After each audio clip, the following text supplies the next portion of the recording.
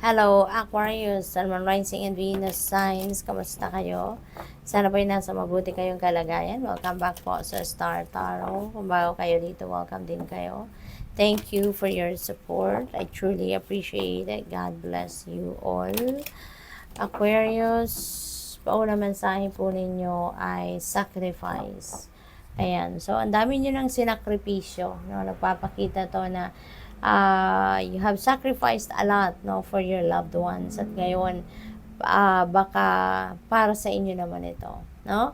Meron dito mga oportunidad na dadating at iisipin din naman ninyo ngayon ang inyong sarili. Okay? Hindi necessarily na hindi nyo natutulungan ang inyong pamilya, ang inyong mahal sa buhay. But this time, parang maiisip ninyo na teka lang, lagi na lang pamilyang iniisip ko, this time, ako naman muna. No? Hindi ibig sabihin nito na tutuldukan nyo na yung pagtulong, pagsuporta sa mga mahal ninyo sa buhay. But this is specific opportunity. Parang gusto ninyong sa inyo na muna ito. We have number 4, authority. Yan. So, siguro ang iba sa inyo dito is going to be dealing with a person of authority. Baka meron kayong mga dealings, pagkikipag-usap, transactions, mga ganon, with someone na nasa position of authority, or baka kayo ito, no? Aquarius, baka kayo ay isang boss, manager, CEO, mga ganon, or pwede rin na kayo ay mapopromote into a position of authority. So, pwedeng ganon din ang ganap dito. Number 4 is also about stability, no? Kaya maaari din ang pagpo-focusan ninyo dito is laying a solid foundation in terms of various areas of life. Katulad na lamang ng pera, diba? Trabaho, karera, baka pagtutuunan ninyo yan ng pansin sa ngayon. At baka pamilya, relationships, yung gano'n, ano? What else? We have number 20, there's truth, no? Baka yung truth ninyo to, ito yung mga parte ng sarili ninyo, ng buhay ninyo na maaaring tinatago nyo lang dati, maaaring hindi ninyo to inilalabas, yung ganun ba, no? But, ngayon, maaaring yan ay ilalabas mo na, isi-share mo na sa ibang tao. So, possible yan. What else? For Aquarius, we have number 5, conflict and defeat. Ayan. So, dito sa conflict and defeat, maaaring meron kayo dito ang diskusyon baka merong diskusyon dito na nangyari, no? At baka hindi kayo nagkaintindihan na kung sino man, kaya nag-walk away kayo from that person.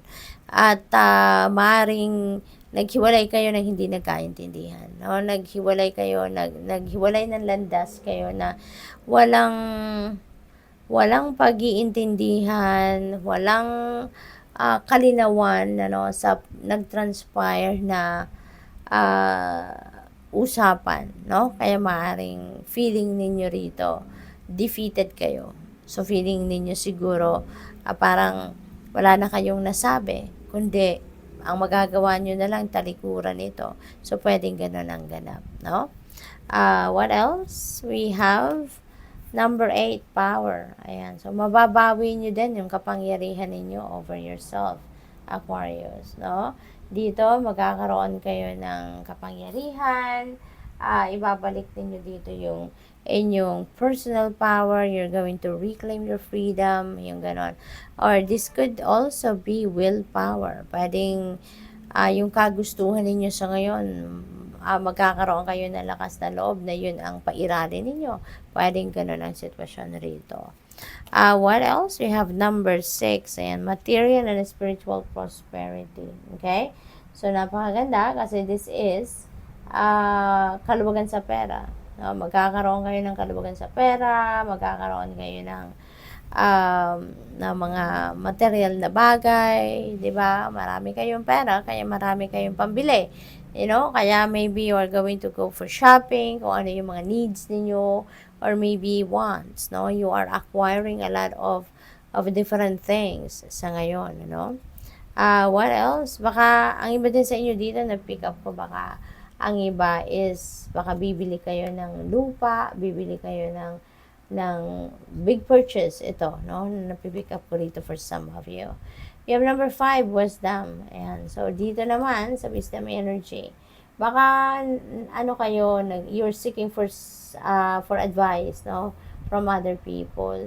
Baka lumalapit kayo sa mga advisor, lumalapit kayo sa mga spiritual people na maaaring makakatulong sa iyo para magkaroon ng kalinawan ng inyong isipan regarding something, or baka gusto nyo lang ng gabay, gusto nyo ng advice, no, from other people. Kaya siguro lalapit kayo sa mga spiritual people, baka lalapit kayo sa mga taong katulad na lamang ng mga spiritual counselor, mga ganun ba, no? Aquarius. Pwede rin na you are focused on education, no? Baka you are learning more, or baka ang focus ninyo din sa ngayon is to expand your knowledge, diba? Expand your learnings and life. Maaring ganun ang focus ng iba sa inyo sa ngayon. What else? We have number 11, balance. Ayan, balance will be back in your life, Aquarius. Kaya magiging maganda na rin ang pakiramdam ninyo, magiging maganda na rin ang sitwasyon ninyo, kasi mababalanse na, no, yung buhay ninyo. Maaring maibabalik nyo na rito yung focus sa mga bagay or parte ng buhay ninyo na matagal na ninyong hindi napapag-focusan, or matagal na ninyong hindi ninyo yung bang parang na-neglect ninyo in the past. Pero ngayon, maybe you will be able to put your attention, no, into it. Kaya good luck sa'yo. Thank you for watching. Love and light. Namaste.